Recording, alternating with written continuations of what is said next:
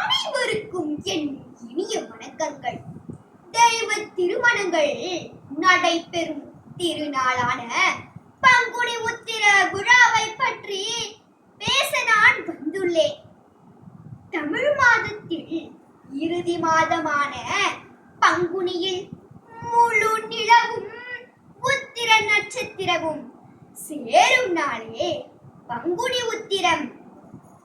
சிவபெருமான், பார்வதி, முருகன், தெய்வானை, ராமன், சீதை, ரங்கநாதர், ஆண்டாள் என பல தெய்வங்களின் திருமணங்கள் இந்த நாளில் நடைபெற்றதாக போற்றப்படுகிறது. இதனால் இது கல்யாண விரத நாள் என்றும் அழைக்கப்படுகிறது. சபரிமலையில் ஐயப்பனின் அவதார நாளாகவும் இது கொண்டாடப்படுகிறது.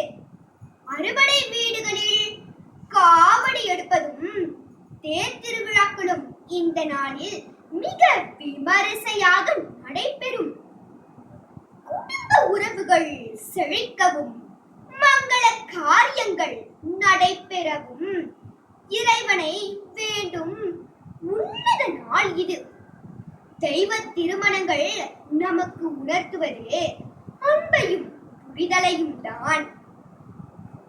குடும்ப உறவுடன் விட்டு கொடுத்து அன்பால் ஒருவரை ஒருவர் பிணைந்து வாழ வேண்டும் என்பதை உணர்ந்து விடை பெறுகிறேன். நன்றி, வணக்கம்.